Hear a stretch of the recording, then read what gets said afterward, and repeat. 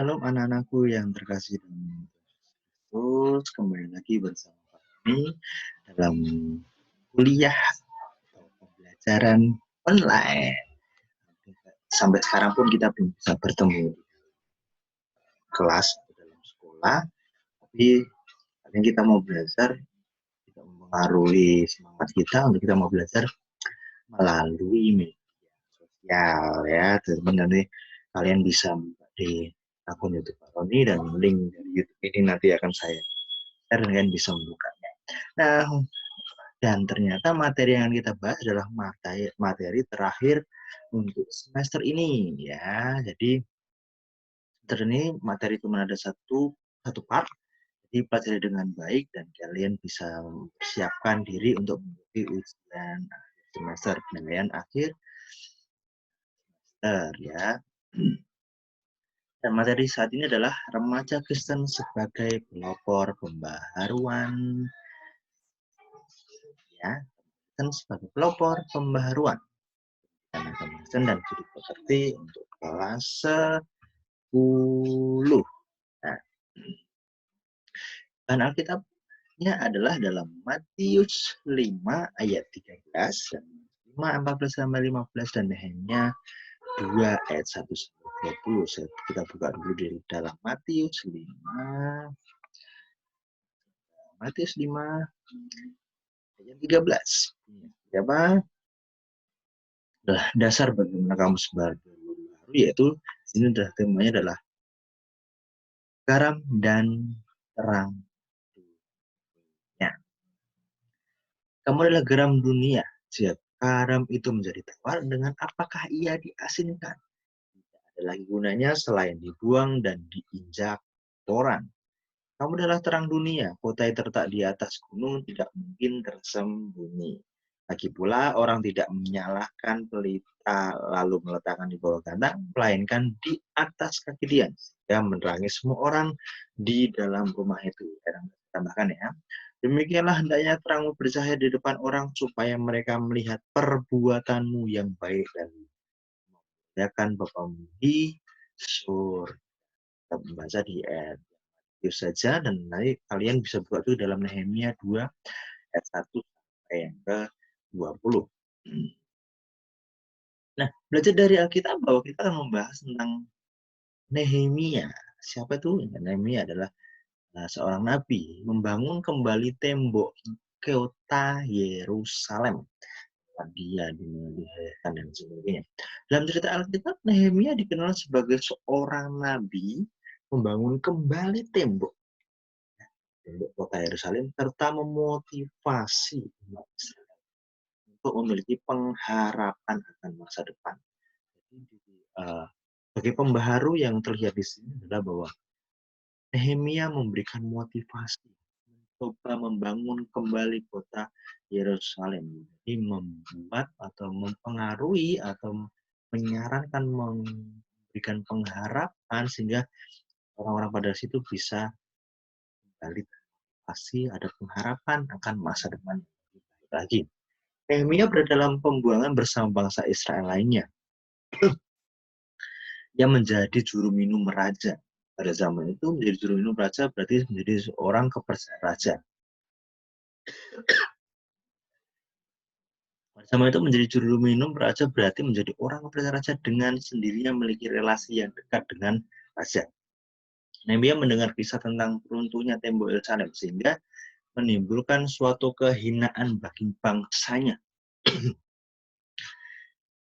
Nehemia yang berada dalam posisi terhormat dan enak, ya, sebagai juru minum raja rela meninggalkan kedudukannya hanya untuk apa? Hanya untuk berjuang dan membangun kembali tembok Yerusalem ini dengan bergantung kepada Tuhan. Ya, akhirnya bisa membangun kembali tembok itu dalam waktu yang tidak terlalu lama. Jadi pada waktu dia memiliki kedudukan yang sangat baik dalam posisinya, dalam posisi kaki tangan raja dan sebagainya, sudah jabatan yang sangat tinggi dalam kerajaan. Tapi karena dia memiliki kepedulian ya, terhadap tanah airnya, dia mencoba meninggalkan itu dan kembali dan membangun Membangun kembali tembok Yerusalem memiliki makna yang strategis bagi penyatuan kembali Israel sebagai suatu bangsa yang telah terserak dalam pembuangan, sekaligus menggalang kekuatan serta pengharapan akan perubahan yang lebih baik. Pada lain pihak, Yerusalem merupakan kota penting di mana orang-orang datang berkumpul dan beribadah di sana. Nehemia menghadapi tantangan berat ketika akan melaksanakan niat baiknya itu. Kan dukungan dari bangsa sendiri amat minim, sedangkan dukungan utama diperoleh dari Raja Artahasta yang adalah orang tua. Jadi saat Nehemia mau melakukan tersebut, ternyata dia menghadapi tantangan yang berat. Saat mau melaksanakan niat yang baik itu ternyata tidak mendapat dukungan dari bangsanya sendiri. Mendapat dukungan yang tetapi malah justru mendapat dukungan yang lebih baik dari orang asing baru yang menjadi raja dia, pemimpinnya dia atau bosnya dia dalam kerajaan itu. Peran remaja di sini bahwa sebagai pembaharu kehidupan dapat mengacu pada ajaran Yesus. Jadi kita sudah melihat bagaimana Nehemia mau kembali untuk bangsanya, membangun kembali tembok Yerusalem, meninggalkan jabatannya. Kalian sebagai pembaharu kehidupan dapat mengacu pada ajaran mengenai menjadi garam dan terang. Nanti kita akan bahas lebih detail lagi bagaimana garam dan terang itu. Melalui penumpahan Yesus ingin para pengikutnya membawa misi perubahan. Kalian semua adalah Tuhan mengutuskan untuk menjadi membawa misi perubahan bagi dunia. Jadi pengikut Yesus tidak hanya atribut semata, orang percaya saya umat Tuhan, tetapi dampaknya apa untuk bangsa ini sekitar. Jadi tidak hanya atribut semata, melainkan harus dinampakkan dalam kehidupan sehari. Kita mau bahas menjadi garam dan terang kehidupan. Menjadi garam kehidupan itu seperti apa? Kita tahu ya, kalian pasti sudah tidak asing dengan yang namanya garam. Garam itu rasanya gimana? Asin. Dan digunakan untuk apa? Menjadi masak. Membuat rasa yang hambar menjadi rasa asin. Jadi, yang tadinya tidak berarti garam di sini bisa dikatakan memberikan rasa. Bahkan ada orang yang mengawetkan makanan dengan garam. Berarti garam juga dipakai untuk mengawetkan suatu makanan. Tapi kenapa Yesus memakai perumpamaan garam di sini? Salah satu fungsi garam yang utama bukan hanya mengasinkan makanan, bukan mengasinkan, namun mencegah kebusukan seperti tadi ini bilang. Garam dipakai untuk pertama mengasinkan sebuah masakan, tapi bukan hanya itu, tapi mencegah kebusukan suatu makanan sehingga bisa awet. Contoh ikan asin, telur asin, apalagi yang asin-asin, semuanya bertahan. Nah, maksudnya kalau makan apakah kamu enak makan yang tidak ada garam ya? Kalau kebanyakan garam juga nggak enak, tapi harus pada posisi yang pas. Karena garam berfungsi mengawetkan daging supaya tidak rusak. Itu fungsi dari pertama untuk mengasinkan makanan dan mencegah kebusukan. Dalam Injil Matius 5 ayat 13 dikatakan kamu adalah garam dunia. Jika garam itu menjadi tawar, dengan apakah diasinkan? Kok garam udah nggak asin lagi, itu buat apa? Tidak ada lagi gunanya selain dibuang dan garam merupakan sarana pengawet daging, buah dan sayur agar oleh karena itu garam digambarkan seperti jiwa yang dimasukkan dalam tubuh yang mati supaya menjadi hidup. Orang Kristen yang berada di tengah dunia dituntut untuk berperan menjadi pakar yang mencegah kehancuran dari segala pembusukan norma dan moral dalam masyarakat. Menggunakan garam sebagai kiasan untuk menggunakan peran orang beriman dalam kehidupan. Jadi kau peran untuk mencegah hal negatif masuk dalam temanmu, sekitarmu, keluargamu, kau jadi dampak yang baik. Dalam saat yang amat dibutuhkan oleh manusia dan dikenal oleh manusia dari berbagai kalangan, Nah, itu biasanya dapat dipahami dengan mudah oleh setiap orang. Jadi garam kehidupan berarti berperan aktif sebagai pembawa perubahan bagi orang lain, atau menjadi agen perubahan, sekaligus turut mempengaruhi orang lain untuk melakukan tindakan pandai. Etika dan moral dalam masyarakat, misalnya kebiasaan teknis apa yang suka nonton, tidak toleran terhadap sesama, bolos sekolah. Sekarang nggak bolos, sekolah, tapi kok kalian sampai nggak boleh. Kalian juga tidak tawuran. Tidak terhadap kebersihan dan keselamatan lingkungan dan alam, serta berbagai perbuatan menyimpang lainnya. Menjadi garam kehidupan berarti turut memberi warna. Tadi kan mengawetkan, jadi menjaga kehidupan dari perilaku norma yang tidak baik. Warna memberikan rasa asin kehidupan sekitarnya. Contoh, tanpa garam menjadi hambar. Setiap orang bisa berpadanan dengan fungsi garam tersebut, yaitu berpadanan nanti ya, sama tahu ya. Nah ya, nanti itu menyedapkan dan memberi cita rasa dalam kehidupan.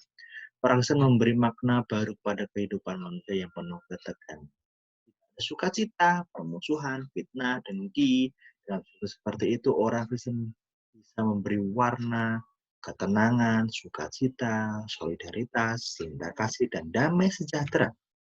Jadi, sekarang dunia, kamu dapat menunjukkan kepada dunia dengan menjadi berkat dalam perkataan, tindakan, perbuatan yang memberikan positif di mana dan tindakan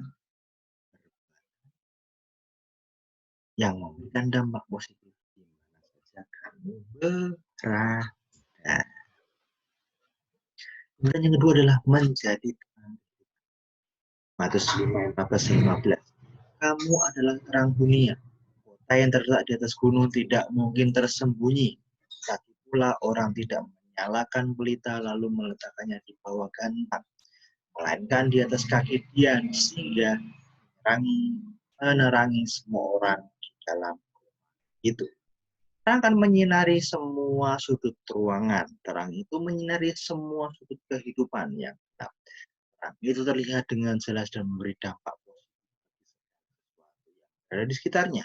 Dan jika ada perbuatan sebagai mukjizat tidak bisa dilihat hanya di dalam gereja. Dengan segala bentuk ibadah dan gereja, kegiatan gereja. Namun kamu perlu melakukan karya nyata bagi sama manusia dan alam.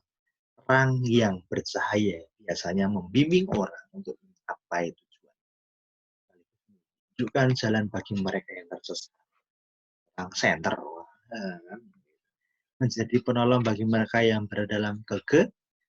Dan kamu datang dunia, maka seluruh pikiran, perkataan, dan perbuatan kamu merupakan contoh bagi orang lain. Kamu bercontoh. Karena kamu menuntun orang lain, orang bisa melihat kamu dari apa? Tindakan. Orang lain di situ. Tutur kata yang santun, lemah lembut, pikiran positif terhadap orang lain, solidaritas terhadap sesama tanpa memandang berbagai perbedaan suku, budaya, maupun status sosial. Inisiatif kamu menjaga alam dan lingkungan hidup dapat dijadikan contoh dan badan yang baik.